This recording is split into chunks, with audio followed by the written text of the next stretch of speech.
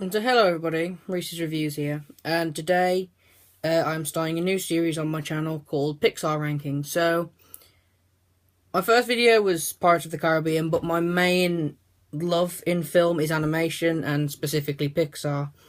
I'm a fan of everything else, like DreamWorks, Disney, Blue Sky, even some Illumination, but Pixar is my main love and my main focus.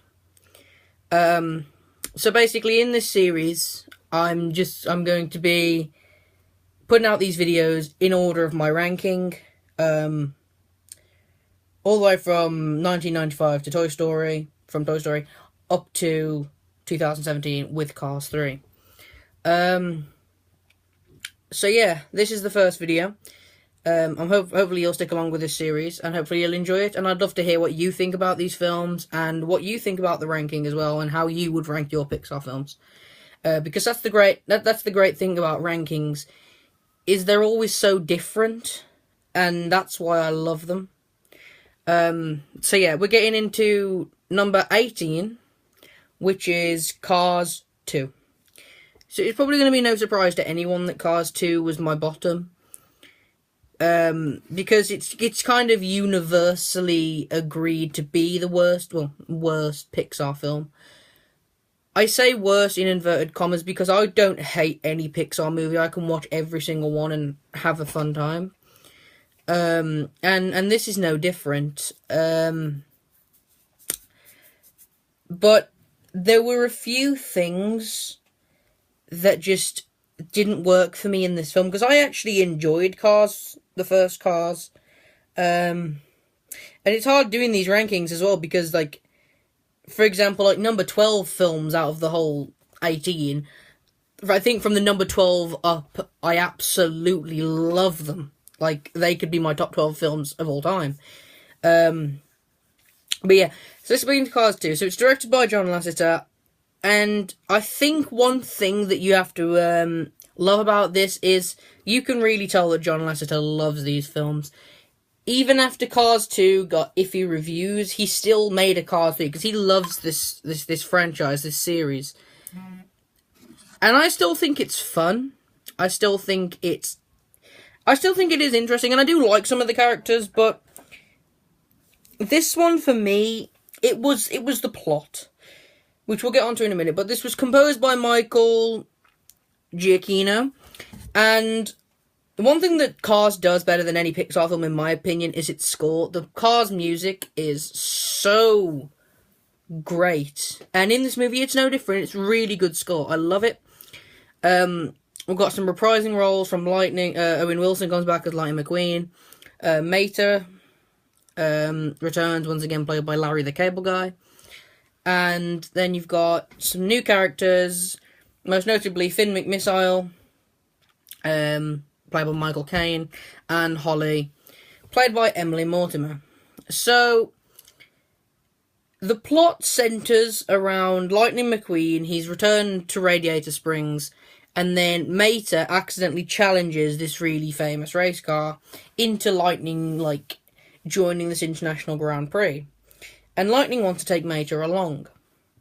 Now, it turns out this Grand Prix is actually a cover for, like, a plot that the villain's creating to, like, blow up the cars using this fuel called All in All. And some mix-up happens, and Holly and Finn, who are trying to stop the villain, mistake Mater for a spy genius. And he gets pulled into the plot, and yeah, he kind of has to try and stop the villain, called Miles.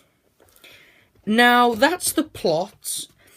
And the characters and the plot in this are still pretty good, I think. And I think you can still enjoy this movie if you kind of suspend your disbelief a little bit. But we're going to go to the positives first. So, the first positive, which I could say about any Pixar movie, is its animation is great. Even Toy Story, it holds up quite a bit, I think, apart from the humans. They're a bit nightmarish, but the animation in this is really good. And I think the Cars movies are actually some of the best of Pixar animation, because the way the cars, like, naturally shine off of light, and the way their tires interact with the road, it's really, really well done. Another thing is the world building is really good. I think, because it's an international Grand Prix, it's all around the place. So you get to see some really nice cityscapes and really good racetracks. And it's a really nice looking movie. And then I also think there was a solid ending. As much as I didn't like the spy stuff that much, the ending to the spy stuff was interesting. Because you could really tell that Mater had figured it out. He knew who the mastermind was, and he knew how to stop the bomb being blown up. So that was fun to watch. But the negatives, there was too much Mater. Mater's, in the first movie, he was used well, and I think in the third movie he's used perfectly.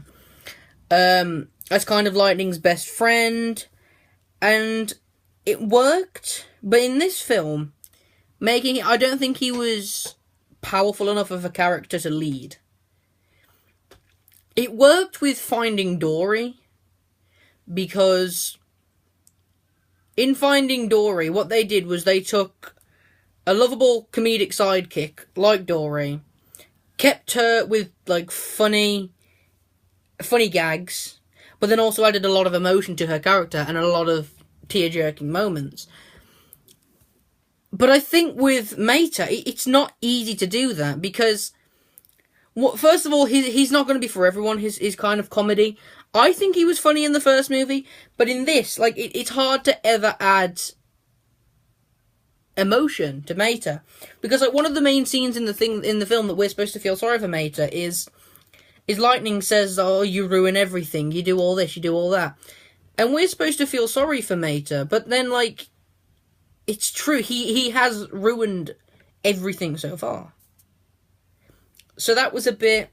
That was why that was kind of not understanding to me. There also wasn't enough of Radiator Springs and the whole gang there, because I really like some of those characters, like Fillmore. I don't know all the names, but Doc Hudson's great. Sally, the old granny car is really funny. The fire engine, they're all really good, and we didn't see like any of them in this film, and that I was a bit annoyed with that. And then finally, the spy gags in this film, they didn't work for me. Because the thing is, if you look at Pixar, and because they don't obviously use humans as antagonists all the time, when they use other species or inanimate objects, they'll always pit them against things that are realistic for that type of antagonist. Protagonist, even. So, for example, toys. It's realistic that toys would be replaced. It's realistic that toys would be stolen and sold to a museum. And it's realistic that toys would be taken to daycare. Fish. It's realistic that a fish would be fished and taken to a fish tank. It's realistic that a fish would be taken to an aquarium or live in an aquarium. And then for the first cars, it's realistic that a car would want to win this piston cup. But it's also realistic that he would want to slow down and enjoy life, which is what Sally's message was. But in this film, it was never like... There was never a reason for these protagonists to be cars, other than the racing sequences. And that's one thing I've got to say about the Cars franchise as well, is their racing sequences are always really, really well done and really action-packed. But yeah, the whole spy thing was a bit like... It wasn't necessary for them to be cars, and that's what kind of not annoyed me, but that's what kind of confused me a little bit about this. But yeah, overall, I think you can enjoy this movie. I think it's still fun, and I think it's still worth a watch, because, like I say, it's a Pixar movie. I don't hate any Pixar movies. The score I would give this out of 10 is probably just a solid 7. I'd give it a solid 7. Because, yeah, like I say, you can enjoy this, and a lot. I mean, because I was saying, I'm not really into spy movies like James Bond or all that. I think if you're into James Bond and that kind of spy genre, I think you'll enjoy this a lot more than I did, because obviously I'm not a spy fan, so that might be the reason I didn't enjoy it, but anyway, tell me what you think about Cars 2 in the comment section down below. So this is obviously the first picked video in this series. I hope you'll stick around for it. I'm going to have a lot of fun giving you my ranking. And so yeah, thank you very much for watching. Please like and subscribe to my channel. And thank you very much for watching. Goodbye.